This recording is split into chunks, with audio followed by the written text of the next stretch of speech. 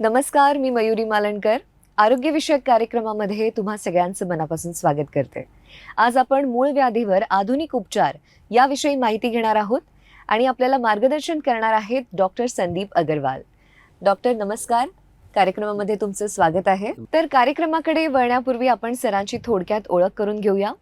Doctor Sandeep Agarwal हे MBBS MS general surgeon आहेत. त्यांचे वैद्यकीय शिक्षण मिरज येथील मेडिकल कॉलेज येथे झाले आहे. डॉक्टर संदीप अगरवाल हे महाराष्ट्रातीलच नव्हे तर भारतातील प्रसिद्ध पाईल्स सर्जन आहेत. त्यांनी पश्चिम भारतात सर्वप्रथम पाईल्स, फिशर, फिस्तुला या आजारांवर बीम या टेक्नॉलॉजीद्वारे क्रांती घडवून आणलेली आहे. त्यांना या क्षेत्रातील खूप मोठा अनुभव आहे. त्यांच्या कामगिरीसाठी त्यांना अनेक पुरस्कारांनी सन्मानित करण्यात आलेले आहे, ज्यामध्ये award for excellence in best चिकित्सक ॲट न्यू दिल्ली, तसेच हेल्थ केअर एक्सलन्स अवॉर्ड पुण्याचे खासदार माननीय गिरीशजी बापट यांच्या हस्ते, तसेच महाराष्ट्र गौरव पुरस्कार for health care excellence in surgery माननीय नितीनजी गडकरी साहेब यांच्या हस्ते मुंबई येथे देण्यात आला आहे. हेल्थ केअर अवॉर्ड राज्याचे कॅबिनेट मंत्री नवाब मलिक यांच्या हस्ते प्रदान करण्यात आला. तसेच health icon of Pune award हा कॅबिनेट मिनिस्टर श्री सतेज पाटील यांच्या हस्ते त्यांना मिळाला आहे. आणि नुकताच हेल्थ आयकॉन ऑफ पुणे हा पुरस्कार त्यांना स्टेट कॅबिनेट मंत्री चंद्रकांत दादा पाटील यांच्या हस्ते देऊन सन्मानित करण्यात आलेले आहे. तर सरांबद्दल जेवढं सांगावं तेवढं कमीच आहे आणि अशाच जबरदस्त व्यक्तिमत्वाकडून आज आपण पाईल्स, फिशर, फिस्तुला इत्यादी विषयी मार्गदर्शन घेणार आहोत. तर सर, पुन्हा एकदा तुमचं कार्यक्रमामध्ये खूप खूप स्वागत आहे. आणि आता चला कार्यक्रमाला सुरुवात करूया. आपला पहिला प्रश्न मी सरांना विचारणार आहे. सर, मूळव्याध, भगंदर, फिशर यामधील नेमका फरक काय? मूळव्याध, भगंदर, फिशर याच्यातील नेमका जो फरक आहे हे आपल्याला माहीत करणं फार गरजेचं आहे. कारण की तिघांची लक्षणं वेगळी असतात, तिघांची ट्रीटमेंट वेगळी आहे. म्हणून आपल्याला जर का व्यवस्थित करता आला तरच पेशंट पूर्णपणे व्यवस्थित बरा होणार आहे. मूळव्याध म्हणजे गुदद्वारे भागी जे आपले नसं असतात, जेव्हा त्यांची व्याधी होते तेव्हा त्याला मूळ व्याध असं म्हणतात. आता काही लॅटिन लँग्वेजमध्ये त्याला पाईल्स पण हा शब्द वापरण्यात आलेला आहे. पाईल्स लॅटिन लँग्वेजमध्ये आपण जे म्हणतो त्याला पाईल्स म्हणजे बोळा, म्हणजे संडा जागेकडे एखादा बोळा तयार झाला तर त्याला आपण पाईल्स असं म्हणतो. अजून हिमोरॉइड्स, इंग्लिशमध्ये त्याला हिमोरॉइड्ससुद्धा म्हणतात. हिमो म्हणजे रक्त, रॉइड्स म्हणजे वाहने. गुदद्वारे भागी जर का रक्त वाहत असेल तर त्याला हिमोरॉइड्स असं सुद्धा म्हणतात. तर गुदद्वारे भागी जे काही आजार आहे ते गुदद्वारे भागी जर का आतल्या भागातून तयार होत असेल तर त्याला आपण मूळ व्याध असं म्हणणार आहोत. जेव्हा मुळांची व्याधी होणार तेव्हा मूळ व्याध म्हणणार. दुसरा आजार जो आहे तो आहे फिशर. फिशर म्हणजे त्या जागेला चीर पडणे किंवा भेगा पडणे. युजली फिशर जो पार्ट आहे तो गुदद्वारे भागी जी जागा असते त्याच्या एकदम तोंडाच्या ठिकाणी तो त्रास तुम्हाला जाणवणार. एखादं जसं आपल्या पायांना भेगा पडतात तसं त्या जागेला सुद्धा एखादी चीर पडली की त्याला आपण फिशर असं म्हणणार. तिसरा जो आजार आहे तो भगंदर आहे. भगंदरमध्ये गुदद्वारे भागी आत काही त्रास नसतोय. पेशंटला जो जाणवतो तो गुदद्वारे भागी बाहेर त्या सर्कम्फरन्शियल एरियामध्ये कुणाला 5 सेंटीमीटर, 10 सेंटीमीटर, 20 सेंटीमीटर एवढ्या जागेमध्ये त्यांना एखादं बेंड येणे किंवा त्यांना एक पुरळ येणे, हा असा जेव्हा तो आजार होतो त्याला आपण फिस्चुला किंवा भगंदर असं म्हणतो. तिघांची लक्षणं वेगळी आहेत, तिघांचे ट्रीटमेंट मोडॅलिटी वेगळी आहे. म्हणून तिघांमध्ये आपल्याला हा फरक जाणून घेणं फार गरजेचं आहे. धन्यवाद सर. फार छान असं तुम्ही बायफिकेशन सांगितलेलं आहे तिघांचं. मला सांगा, याची लक्षणं काय आहेत आणि नेमकी कारणं काय आहेत हे होण्यामागची? मूळव्याध होण्याचे सर्वात महत्त्वाचे जे कारण आहेत की ज्या लोकांना जसं आपण म्हणतो पोट साफ होत नाही, बद्धकोष्ठता किंवा कॉन्स्टिपेशन ज्यांना त्रास असतो, तेव्हा मूळ जे आत गुदद्वारे भागी असतात ते जास्त प्रमाणात त्यांची व्याधी होते आणि तेव्हा ते बाहेर येतात आणि त्याला आपण मूळव्याध असं म्हणतो. तेव्हा जे युजली कारणं आहेत की फायबर डाएट आपण कमी घेणे, जे भुगा चोथा तो जेवणात असतो, जसं की आपण चपाती, भाकरी यांचं सेवन कमी करून मैद्याचं सेवन जास्त समजा आपलं करण्यात आलं, फास्ट फूडचं सेवन जास्त करण्यात आलं, स्पायसेस आणि काही ठिकाणी आपण जसं मिरची आणि हिरवी मिरची आपण जास्त जर का जेवणात असेल तर मूळव्याध होण्याची शक्यता जास्त आहे. वॉटर कंटेंट जर का रोज आपण कमीत कमी शरीराला रिक्वायरमेंट आहे 3 ते 4 लिटर पाणी प्यायची, जर का आपण एवढं पाणी पित नसणार आहे तर डेफिनेटली आपल्याला मळ त्यागताना त्रास होणार आणि तो जो मळ तयार होणार तो अगदी घट्ट तयार होणार आणि तो एकदम ड्राय असणार आणि तो बाहेर यायला आपल्याला त्रास होणार.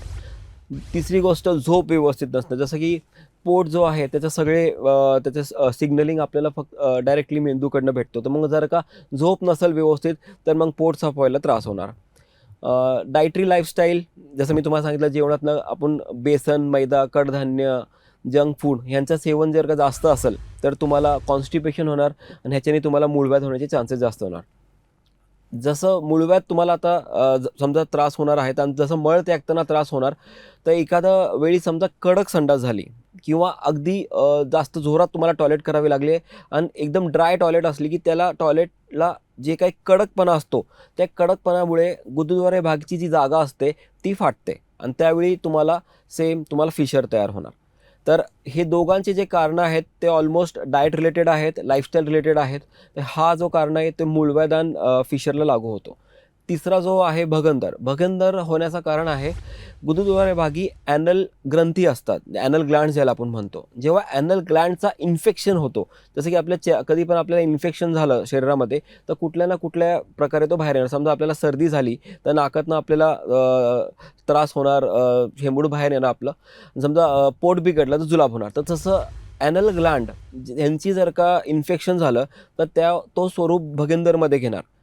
ॲनल ग्लँडची इन्फेक्शन झाल्यानंतर संडास जागेतून तो बाहेर न पडता तो शेजारनं बाहेर पडणार आणि एखादा मोठी गाठ तयार होणार किंवा पिंपल तयार होणार आणि त्याच्यातून मग पस वाहणार. हे कारण आहे भगंदर होण्याचा. मोस्टली भगंदर व्हायचं कारण, इन्फेक्शन व्हायचं कारण आहे की कधी जेवण व्यवस्थित नसल्याने, फ्रेश जेवण न केल्याने आणि जे आपण शिळं जेवण आपण करतो किंवा वारंवार आपण जेवण जसे जे लोक बाहेर खातात, वारंवार रेग्युलरली बाहेर खात राहतात, तर त्याच्याने पाण्याचा इन्फेक्शन बसतो. हे कारणं आहेत भगंदर होण्यासाठी. तर सर, मूळव्याध, भगंदर, फिशर हे होऊ नये यासाठी काय नेमक्या उपाययोजना करणं आवश्यक आहे? जसं मी आता सांगितलं, जे ह्याचे होण्याचे कारण आहेत तेच कारण आपल्याला फक्त डेली लाईफस्टाईलमध्ये चेंजेस आणायला पाहिजे. की डायटरी हॅबिट्स थोडे चेंज करायला पाहिजे, फायबर कंटेंट जास्त घ्यायला पाहिजे, 4 लिटर पाणी घ्यायला पाहिजे. सिडेंटरी लाईफस्टाईल असेल आपली, की जे आपण काही काम म्हणजे जास्त हालचाल वगैरे करत नसेल तर आपल्याला कमीत कमी 4 किलोमीटर तरी रोजचं वॉक करायला पाहिजे, 4 लिटर पाणी प्यायला पाहिजे. जंक फूड आहे, आता काही नाही खाणार असंच होणार नाही आहे, पण तुम्ही जेव्हा जंक फूड वगैरे खाणार असाल तर तुम्हाला ते लक्ष द्यायला पाहिजे की तुम्ही फायबर कंटेंटला विसरायला नाही पाहिजे. If you are there has to be संतुलन बरोबर करायला पाहिजे आपल्याला फायबर आणि कार्बोहायड्रेट, लिपिड आणि प्रोटीनमध्ये. फायबर जेवणातनं कधीही कमी करायला नाही पाहिजे. जंक फूड समजा आपण खाल्लं, कधी सँडविच खाल्लं, ब्रेड खाल्लं, मैदा खाल्लं किंवा बेसनचे पदार्थ खाल्ले, तर त्यावेळी आपण लक्षात ठेवणार की वॉटर कंटेंट आपण आपलं चांगलं ठेवणार, डेली फिजिकल ॲक्टिव्हिटी ठेवणार आणि फायबर डाएट आपण त्याच्यासोबत काही ना काही फायबर्ससाठी आपण घेणार त्याच्यामध्ये. तर हे सगळे जर का आपण बेसिकली आपण जर का लाईफस्टाईल चेंजेस करता आलं, डायटरी हॅबिट्स चेंज करता आलं, तर डेफिनेटली आपल्याला हा आजार नाही होणार. सर, तुम्ही मगाशी काही लक्षणं सांगितली. जर एखाद्याला अशी लक्षणं आढळून आली तर त्याचं योग्य ते निदान करण्यासाठी आवश्यक त्या तपासण्या कोणत्या? कुठलाही समजा तुम्हाला त्रास होत असेल तर डेफिनेटली तुम्ही तज्ज्ञ डॉक्टरकडे जाऊन त्याची तपासणी करून घेणं फार गरजेचं आहे. गुरुद्वारे भागी जोपर्यंत कुठलाही डॉक्टर जागा चेक करणार नाही तोपर्यंत आपल्याला काही सांगता येणार नाही की तुम्हाला नेमकं भगंदर आहे का, तुम्हाला मूळव्याध आहे का, तुम्हाला फिशर आहे. नुसतं तुमचे फक्त कंप्लेंट सांगून जर का आपण सांगितलं की नाही तुम्हाला फिशर आहे, माझ्याकडे भरपूर पेशंट येतात ते म्हणतात आम्हाला डॉक्टरने म्हटलं फिशर आहे, पण ते चेक करायला पाहिजे. जोपर्यंत सर्वात पहिलं आपण ते जागा चेक करायला पाहिजे. आणि सर्वात इझी तपासणी म्हणजे प्रोक्टोस्कोपी. आता सध्या व्हिडिओ प्रोक्टोस्कोपी ही बेसिक तपासणी आहे, जेणेकरून दुर्बीण जी असते दुर्बीण गुरुद्वारे भागी टाकण्यात येते आणि हार्डली अर्ध्या मिनिटातच ती तपासणी होऊन जाते आणि त्याच्यातनं आपल्याला माहीत पडतं नेमकं पेशंटला भगंदर झालेला आहे का, पेशंटला मूळव्याध आहे का, पेशंटला फिशर आहे. तर OPD बेसिस प्रोसिजर आहे, अर्धा मिनिटाचा फक्त प्रोसिजर असतो आणि त्यात काय दुखत नाही प्रोसिजर करताना. आणि इमिजिएटली जर का आपल्याला माहीत पडलं की आपल्याला निदान झालं की हा मूळव्याध, भगंदर, फिशर काय आहे, तर त्याच्यावरती योग्य उपचार आपल्याला करता येईल. तर डॉक्टरांनी आजवर बीम टेक्नॉलॉजीद्वारे हजारो ऑपरेशन्स केलेले आहेत. जाणून घेऊया या बीम टेक्नॉलॉजीविषयी. येस, बीम टेक्नॉलॉजी ह्याचा फुल फॉर्म आहे biological electrical impedance auto measurement. ही एक मात्र अशी टेक्नॉलॉजी आहे ज्याच्याद्वारे आपण मूळव्याध, भगंदर, फिशरचं ऑपरेशन करू शकतो. याच्यामध्ये कुठल्याही प्रकारचा टाका पडत नाही, कुठलाही चिरफाड होत नाही, कुठली उघडी जखम होत नाही आणि प्रोसिजर करताना तर काही पेन होत नाही आणि लवकरात लवकर पेशंट त्याच्या रुटीन कामाला लागू शकतो. ह्या टेक्नॉलॉजीचा मेन उद्देश काय आहे की जो मूळ तयार झालेला असतो गुरुद्वारे भागी, त्याला मूळपासून ही टेक्नॉलॉजी मूळपासून त्याला नष्ट करून टाकणार किंवा विरघळून टाकणार, जेणेकरून त्या जागेला आपल्याला कुठलाही कट मारावा लागत नाही किंवा आपल्याला मूळ जो आहे त्याला धरून त्याला दोरा बांधावा लागत नाही किंवा त्याला कुठल्याही प्रकारे ड्रेसिंग करावी लागत नाही, मलमपट्टी करावी लागत नाही. तर ही एकमात्र टेक्नॉलॉजी की डायरेक्टली टार्गेट ओरिएंटेड ट्रीटमेंट आहे. ही टेक्नॉलॉजीद्वारे कोंब जो तयार झालेला आहे त्याला मूळपासून तो कोंबला नष्ट करून टाकणे हा प्रोसिजर आहे. तर डॉक्टर, ज्यांनी आधी पाईल्स ऑपरेशन केलेलं आहे आणि आता त्यांना परत त्रास सुरू झालेला आहे, अशा पेशंट्सना तुम्ही काय सांगाल? नक्कीच माझ्याकडे बरेच पेशंट येतात, ते म्हणतात की त्यांनी कुठल्या ना कुठल्या प्रकारे ऑपरेशन केलेले. आज जसं बघितलं तर बऱ्याच टाईपचे ऑपरेशन्स मार्केटमध्ये लोक करतात. काही लोक क्रायोथेरपी यूज करतात, RF यूज करतात, क्षारसूत्र यूज करतात, काही लोक सर्जन्स लोक ओपन हिमरोएक्टॉमी करतात, म्हणजे डाक्याचं ऑपरेशन, लेझर यूज करतात, असे बरेच प्रोसिजर्स करतात. पण जोपर्यंत जो आजार आहे, जो मूळ आहे, जोपर्यंत तो मूळपासून कोंब चुंबूळ तो नष्ट होणार नाही तोपर्यंत पेशंट पूर्णपणे बरा होणार नाही. बरेच लोक काय करतात की अर्धवट प्रोसिजर होतो, वरचे वर जेवढं कोंब दिसतो हाताला तेवढं त्याच प्रोसिजर करून मोकळं करतात आणि किंवा तिकडं दोरा बांधतात किंवा काही ॲसिड लावतात, पण ते वरचे वर क्लिअर होते. म्हणून जोपर्यंत दुर्बीण टाकून प्रोसिजर मूळपासून क्लिअर होणार नाही तोपर्यंत पेशंट बरा होणार नाही. म्हणून सपोज पेशंटला त्यांनी कुठेही दुसरीकडे ऑपरेशन केलेलं आहे, त्याला असं वाटतं की तो पूर्णपणे बरं झालं नाही, त्यांनी तज्ज्ञ डॉक्टरांना दाखवायला पाहिजे, परत त्याचं चेकअप व्हायला पाहिजे. पुण्यामध्ये तुम्ही येऊ शकता, मी तिकडं तुमचं प्रोक्टोस्कोपी करणार. ते प्रोक्टोस्कोपी केल्यानंतर तुम्हाला सांगणार की डेफिनेटली तुम्हाला आजार आहे का नाही आहे. आणि समजा तुम्हाला आजार असलं तर तुम्हाला हा प्रोसिजर करून कायमस्वरूपी तुम्ही बरं व्हायला पाहिजे ह्या आजारातून. जर का मूळव्याध असलं आणि तिकडं कोंब अर्धवट क्लिअर झालेलं आहे आणि मूळपासून नष्ट झालेलं नाही आहे तर तुम्हाला बरं वाटणार नाही. बीम टेक्नॉलॉजीने आपण जसं मी सांगितलं मूळपासून कोंब नष्ट करून टाकणार, जेणेकरून कायमस्वरूपीच पेशंट त्या आजारातून मुक्त होऊन जातो. तर ज्यांना ब्लड प्रेशर आहे, डायबिटीज किंवा अन्य काही हार्टचे डिसीजेस आहेत, अशा पेशंट्सना तुम्ही काय सांगाल? अशा पेशंट्सना मला एकच त्यांना मी एक हे सल्ला देऊ शकतो की अजिबात घाबरायची गरज नाही आहे. हा बीम टेक्नॉलॉजी जे आपण प्रोसिजर करतो हार्डली 5 ते 7 मिनिटाचा हा फक्त प्रोसिजर आहे. सकाळी येऊन संध्याकाळी पेशंट घरी जाऊ शकतो. जरी तुम्हाला डायबिटीज आहे तर जसं मी सांगितलं त्याच्यात कुठली जखम होत नाही, तर तुम्हाला इन्फेक्शनची काळजी करायची गरज नाही आहे. तुमचं ब्लड प्रेशर, हार्ट डिसीज काही तुम्हाला त्रास असेल तर जसं 7 मिनिटातच आपण पेशंटला प्रोसिजरमधनं बाहेर पडतो, म्हणून तुम्हाला हृदयाचा पण जास्त त्रास होण्याची शक्य नाही याच्यामध्ये. ॲनेस्थेशिया जे आपण देतो ते फक्त गुदद्वारे भागी देतो, म्हणजे ते कमरेखाली असते, म्हणून तुम्हाला हार्ट डिसीज ज्यांना त्रास आहे ते सुद्धा इमिजिएटली हा प्रोसिजर करून संध्याकाळी ते घरी जाऊ शकतात. तर ही प्रोसिजर, ही टेक्नॉलॉजी एकदम वरदान आहे. एवढं लवकरात लवकर कुठलाही प्रोसिजर करून पेशंटला बाहेर काढणं हे फार इम्पॉर्टंट आहे. ह्या लोकांसाठी जसे डायबिटीज आहे, ब्लड प्रेशर आहे, काही लोकांची बायपास झालेली असते, तर ह्यांच्यासाठी हा वरदान आहे. आणि डेफिनेटली हे आजार जरी असलं तरी हा प्रोसिजर करू शकतो. अजिबात त्यांना घाबरायची गरज नाही आहे. तर डॉक्टर, भारतीयांमध्ये घरगुती उपचार म्हणा किंवा गावठी उपचार म्हणा, हे पहिल्यांदा आपण करतो. कुठलाही आजार झाला, कुठल्याही आजाराची लक्षणं दिसली तर अशा लोकांना तुम्ही काय सांगाल? अगोदर घरगुती उपाय करायलाच पाहिजे. आता मी जे काय तुम्हाला सांगितलं की जसं की तुम्हाला डाएट थोडी मॉडिफाय करायला पाहिजे, लाईफस्टाईल मॉडिफाय करायला पाहिजे, पण एक कालावधीपर्यंत ते तुम्ही करायला पाहिजे. की पण आता तुम्ही सहन करताय, 5 महिने झाले, 6 महिने झाले, वर्ष झालं, आणि माझ्याकडे तर पेशंट 10-10 वर्ष सहन करत बसतात. ते अजिबात तसं करायची गरज नाही आहे. तुम्हाला घरगुती तुम्ही जे उपाय करताय किंवा तुम्ही जो कोण जवळचे तुम्ही डॉक्टरकडनं ट्रीटमेंट घेताय, तर एक त्याची काहीतरी कालावधी असायला पाहिजे की ह्या लिमिटपर्यंत आपण ते औषध देणार. काही लोक म्हणतात आम्ही ही पॅथी केली, ती पॅथीचे औषध आम्ही 6 महिने घेतलेत, वर्षभर घेतलेत. अजिबात एक लिमिट असायला पाहिजे. तुम्ही 6 महिने घेतले तर कोर्स तो संपवायला पाहिजे कधीतरी येऊन. ते काय आपलं रेग्युलर जेवण नाही की रोज सकाळी उठून तीच औषध खायची आणि दुपारी औषध खायची, रात्री औषध खायची, हे नसायला पाहिजे. तुम्हाला जर का घरगुती उपाय केल्याने, डायटी लाईफस्टाईल मॉडिफाय केल्याने जर का तुम्हाला बरं वाटत असेल तर it is well and good, आणि तुम्ही ते कंटिन्यू करायला पाहिजे. पण ते करूनसुद्धा तुम्हाला बरं वाटत नसेल तर तुम्ही योग्य डॉक्टरकडे दाखवून घ्यायला पाहिजे, जागा चेक करून घ्यायला पाहिजे, जेणेकरून तो आजार वाढायला नको. पुढं तो आजार वाढत गेला तर असं स्वरूप घेतो की मग डेली लाईफस्टाईल आपली पूर्णपणे हॅम्पर होते. आपल्याला काही करण्यात हुरूप नसतो. पूर्ण दिवस आपल्याला असं वाटतं विश्रांती करावी. लोक काही कामाला लक्ष लागत नाही मग त्यांचं, मग पूर्णपणे तो विकनेस येऊन जातो. विकनेस याचं मूळ कारण की माणूस खायला घाबरणार ना मग, बिकॉज शौचास गेल्यानंतर एवढ्या प्रमाणात त्रास होतो की तो असं म्हणतो न खाल्लेलं बरं, न गेलेलं बरं. पण ते तसं होणार नाही आहे. ती सायकल आहे. तुम्ही जेवढं कमी परत जेवण करणार तेवढं जो मळ तयार होणार तो अगदी कमी तयार होणार. तो कमी तयार झाला की तो लवकर बाहेर पडणार नाही. परत अगेन ते it is a vicious cycle. ते सायकलमधनं बाहेरच पडणार नाही. तो बाहेर येताना त्याला त्रास झाला, परत तुम्हाला परत असं वाटणार की आता मी परत खायला नको, पण ते त्याच्यातनं बाहेर पडता येणार नाही. तर योग्य ट्रीटमेंट त्याची व्हायला पाहिजे. काही कालावधी घरात उपचार करा किंवा घरातले काही लोक काही तुम्हाला सल्ले देत असेल, जसं मी तुम्हाला सांगितलेलं आहे, डायटरी लाईफस्टाईल आणि सिडेंटरी लाईफस्टाईल याच्यातनं बाहेर पडा. आणि बरं झालं तर it is well and good, पण नाही तर डेफिनेटली तुम्ही तज्ज्ञ डॉक्टरकडनं सल्ला घ्यायला पाहिजे. नक्कीच. काही लोकांना डॉक्टर भीती असते की मूळव्याध ऑपरेशन झालं तर गुदद्वारावरील त्यांचा कंट्रोल जाण्याची शक्यता आहे. हे कितपत खरं आहे आणि याबद्दल तुम्ही काय सांगाल?